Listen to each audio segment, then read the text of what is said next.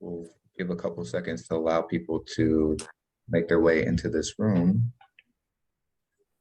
before we get Hey, started. Isaac, John Kim. Yeah, good to see you. Good to see you again, John.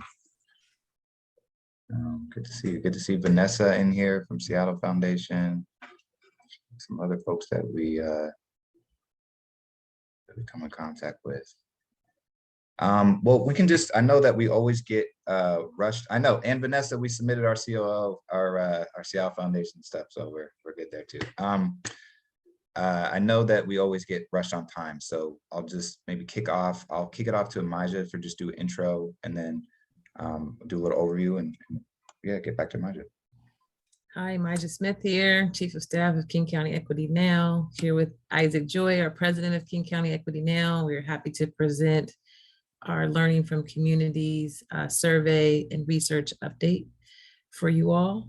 Isaac's going to do the introduction of King County Equity Now, and then I'll follow up with some more research info. Thank you. Thanks. And again, my name is Isaac Joy, President with King County Equity Now. I will share screen and provide a, are you all able to see this? Okay, great. So just do a little bit of introduction. And so this is focused on the research, but King County Equity Now, I think it's important that we provide a larger context for what our research efforts are, what our goals are in terms of kind of our larger goals. So King County Equity Now, we are a pro-Black advocacy and policy organizing nonprofit focused on developing liberated Black communities that own and control the resources and systems that impact Black lives. So just pausing real quick, on that, so our focus is we want to return ownership, control, agency, assets, land acquisition, to the Black community. So we want to empower Black community, Black organizations to own and control the resources that impact our lives. So that's Black hospitals, Black schools, that's Black, pretty much everything. Our history, we're Black led, Black centered, and birthed out of a deep legacy of Black organizing in Martin Luther King County. I think that's also really important. There's a really strong legacy of Black organizing in this region, from really rooted in the Central District, Washington State's oldest Black community. And that legacy of Black organizing runs through our entire organization and our work and our ecosystem. And we're really proud about that legacy and bring that with us in all of our work. What we do, so why we do our work. We do our work for a number of reasons, but we'll limit it here. I would say a couple. One is the notion that the Black community is not progressing towards equity or equality. I think that's really important. I think there's a myth, there's a assumption that things might not be right now, but the Black community is slowly, incrementally, decade over decade, kind of gaining. And that's one of the things that we really want to highlight is that that's not true. It's not true across a number of metrics, and that's incredibly important because there needs to be drastic action undertaken in order to safeguard and protect the Black community and bring it towards equity. And that's what we really want to do. The other component of our work is, that we really preach is anti-Black racism really remains America's biggest threat to democracy. So yes, while we are pro-Black and we focus our efforts on building Black power, we also believe in our theory of change that foregrounding pro-Black work is a necessary theory of change in America to have sustained progressive solutions.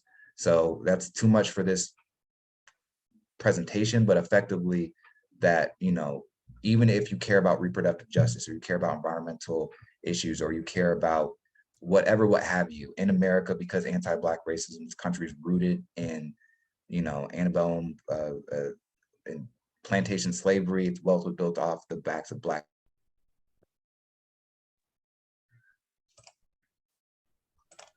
Isaac, I'm back. It threw me out. If you may not have noticed. Okay, I think it threw us all. I think hopefully we're all back. I'll give it a couple of seconds.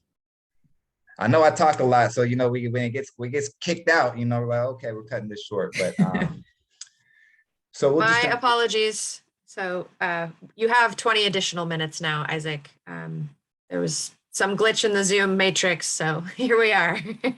Thank you. Okay, perfect. We'll just try to run through some of this stuff. So yeah, that's just that larger point that we're pro-Black, but if you look at America's history, you know, all of our legal protections, our progressive protections, you know, in large part have been mobilized really through Black organizing. And the converse is true, the alternative is true as well, that our progressive systems have been scaled back through the weaponization of anti-Black racism, more than just this moment, but that these things are all connected. I think the main message is that these things are all connected, and that actually foregrounding a pro-Black agenda is one of the most successful theories of change for safeguarding all protections. Our mission is to close the racial wealth divide. Again, we're really focused on assets, control, ownership, etc. So wealth is kind of a nexus for a lot of these things. In terms of the work that we do, we craft city, county, and state policy solutions. We execute power building, equity-driven campaigns. So at the policy solutions, we are shepherding and facilitating a large Black Equity Now plan that's statewide to close the racial wealth divide, that roll up a number of mini policies and campaigns into that. So we're working with the governor's office, state legislators, county and city elected officials, as well as a number of other people. We're probably most well known for our power building, equity driven campaign. So again, we facilitate a number of campaigns to build power in the Black community.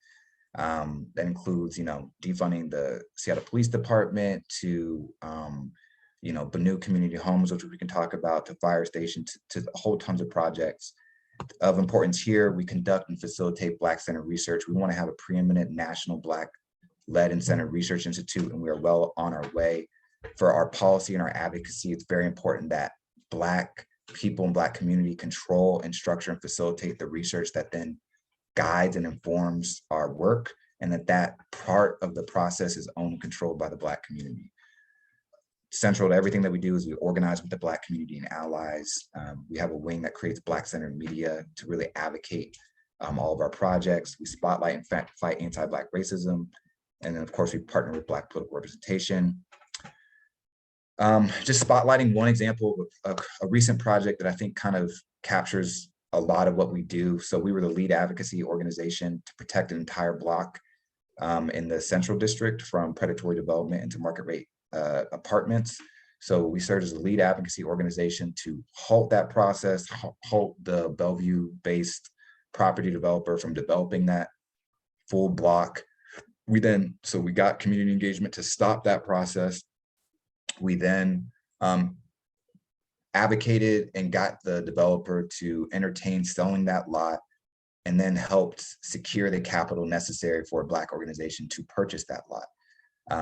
So that encompassed a lot of things to advocate for that. But that project was probably a very high profile project. The governor allocated $17 million in 2020 for capital projects, and $14 million was for the new homes, just reflecting how high profile it was.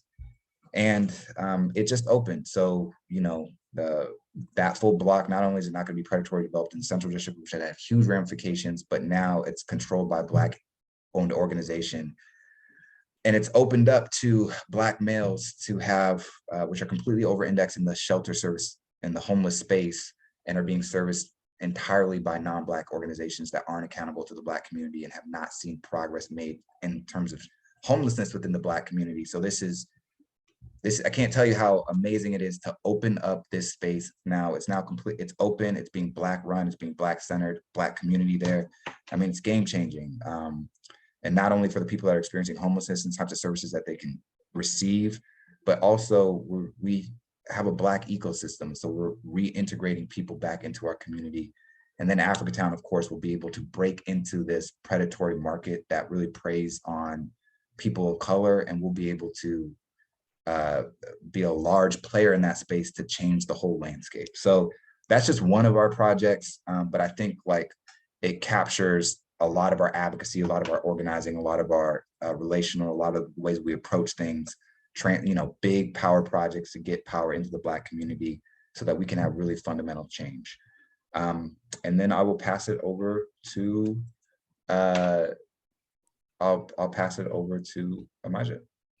Thank you, thank you. I also just wanted to highlight some really great news that just came out that King County Equity Now did play a role in, was Tubman Center for Health and Freedom was just, the governor placed capital budget into his budget for would be the first owned and operated Black and I don't want to say indigenous, but Black healthcare center that will focus on centering how to serve our community. So I just want to put that out there that King County Equity Now did show up and show out to make sure we highlighted the great work of the Tubman Center. So I'm going to go ahead and play a video for you all that really does, I'll try to play it towards the end that can really capture the essence of King County Equity Now. But I first want to jump in here and share on my screen, moving into the research. I'm just trying to find the share screen button, Lord. Here it is.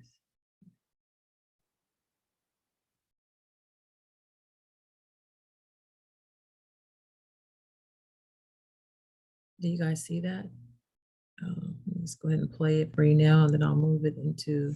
I know there's music. I wasn't know supposed there's to play it. food. I know there's clothes, all this merchandise, but we're mostly here just to fight. This movement is something that's big, it's something that's needed, and it's something that needs to be. Apologies for my I know there's glitches. music. I know there's food. I know there's clothes, all this merchandise, but we're mostly here just to fight. This movement is something that's big, it's something that's needed, and it's something that needs to be heard. We want to see a new normal rooted in equity. We want to see Seattle lead.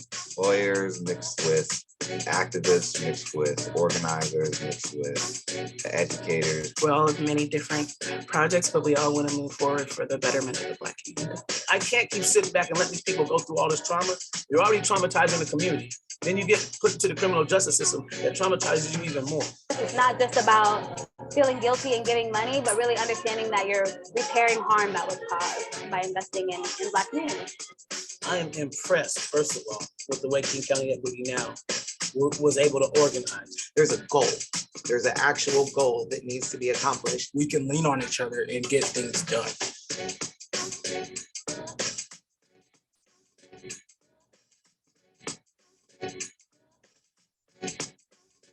This is what moving the momentum into a movement looks like.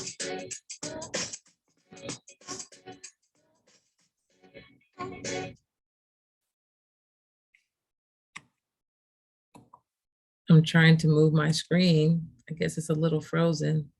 But thank you for the video really captures everything about King County Equity Now. We're just a little past a year being a formal organization. And I'm very proud of the work that we're doing. No, we don't do that anymore. Research plan, okay. So as Isaac has shared what our research plan and our research goals are as an organization, I just want to highlight a few of our projects. Today, we're showcasing our learning from communities, learning from our incarcerated community. We also have a project around building peace and safety. We're working on closing the racial wealth gap, projects around thriving Black health, and also eliminating education and racial disparities. The objectives of the research really is to strengthen the ties within the Black community. The Black community is very much centered around relationships, and COVID, racial injustice, those things and systems have been working very diligently to keep us separated. And we need to stay connected with each other as to be a thriving community. So we're facilitating relationships amongst and between those on the inside and the outside to ensure those connections are continuing. Too often the prison pipeline is real. So if we understand that our community is being funneled through that pipeline, then we cannot sit back and play into the socialization of throwing our community members away. We also understand there's brilliance, talent, innovation within our community members on the inside, and we want to stay connected to that as we're moving our advocacy work. Engaging our community to uncover how COVID and the racial injustice and economic pandemics are really impacting those relationships with our incarcerated members, loved ones, family members, and the network is really important for us to learn. And we also want to foster ongoing and future advocacy work. Our approach to this work really is like, we want to tap into our incarcerated community because not only are they neglected, their voices are oftentimes ignored. And the access point to getting to our loved ones on the inside is a big challenge. We want to lift those voices that aren't heard. We want to hear from that genius, and we want to see how to make policy change, because those who are closest to the issue are the ones who have the best solutions. It's an overlooked community, severely impacted by the pandemic. I mean, COVID, when it first hit our state, was really rampant in the prisons and in the jails and in the work releases. And we, for the most part, those folks did not bring that into those facilities. Either staff or visitors brought those into the facilities. But the impact of not being able to reach out to your loved ones, being on lockdown might have been a way to think you're protecting from COVID, but that's usually a punishment that's used for those on the inside. So they're being kind of like really suffering exponentially from us on the outside. And so we looked at this as a community accountability by doing right by the community with the community. And so we just definitely want to reach out, engage, hear their voices, and understand how the impacted in voices really can, how we can prioritize those voices and center those experiences in the work moving forward. Just briefly want to go over the timeline, and it's important because our community has been abused over research. It's been unwelcome research for generations in this country.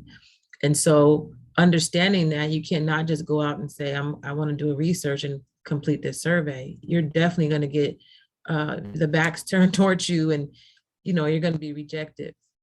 So in our research planning, we want to make sure we brought on professionals and experts. We brought in Dr. Tracy Hilliard from the Michigan Public Health Institute. She actually has a team, a Seattle-based team, we connected with to make sure that we were moving in the right direction and setting up a great foundation around our work. We also teamed with Laura Barbosa, who is actually another research expert. She's here, and maybe not in this space, but here on the call today, that really worked side by side with me from beginning to end. And also we had another PhD student, Makari, Isaac, you probably have to say her last name, who also was very supportive in this endeavor with us. And I do not want to leave out we had impacted community, a few folks who are actually in the inside currently, who really gave us their consultation and input around how to move this process, as well as those who have been recently released. So we want to move through the timeline to make sure we inform community that something's coming. We talk to community about, with our questions, what type of priorities we should be looking at. Of the multitude of priorities and issue areas, health, education, elders, children, families, we had a host of list of leading us into our direction. Then we moved into developing the survey, again, engaging with those who have the lived experience to make sure we're on the right path, but also them informing us how to best access and engage with the community. It costs money to participate in a survey. You have to mail things off. You have to get information back.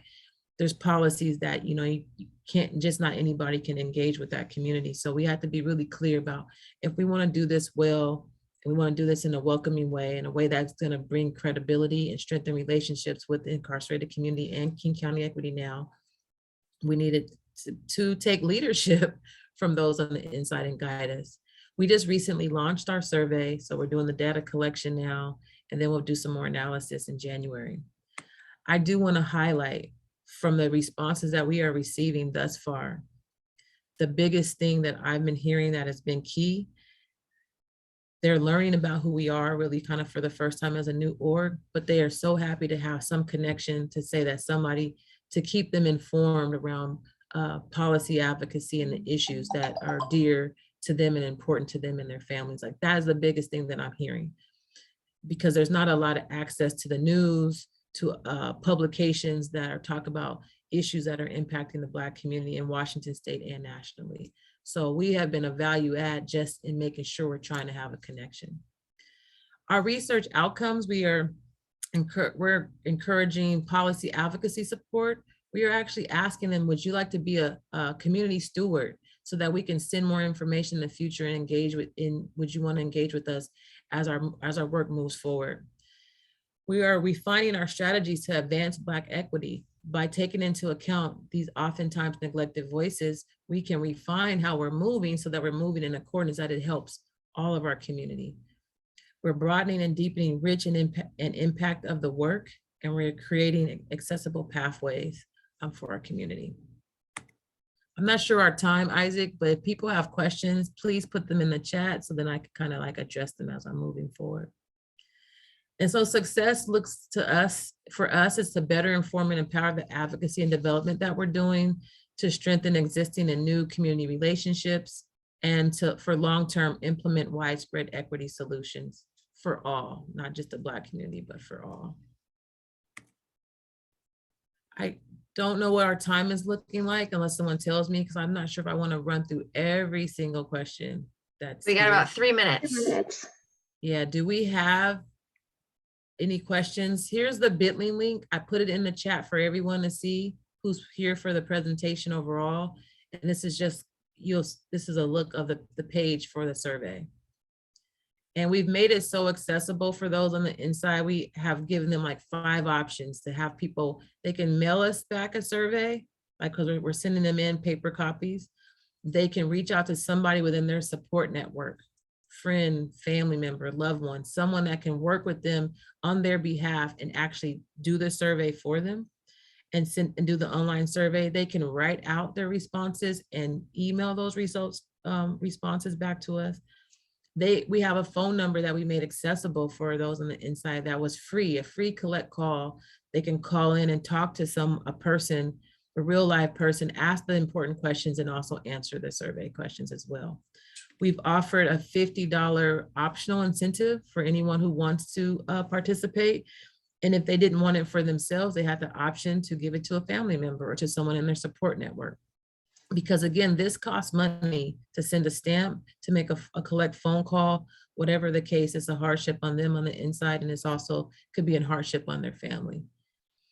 And we also offer that we can mail them a money order directly. And oftentimes, if you're indigent, you can get the full amount, up to $25 before they take out, whatever fees. But we want to make this accessible because calls cost money. And we want to make it worth their while to participate. So, any questions in the chat? And I'm going to go ahead and stop sharing.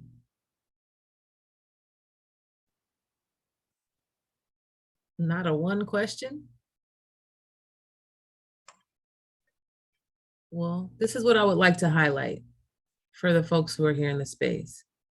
I want to just highlight the importance that the community has a history in our nation of being impacted to where doing basic research does not work. You have to move with sensitivity, intentionality, and you have to be mindful of the negative impacts from the history that was placed on the community.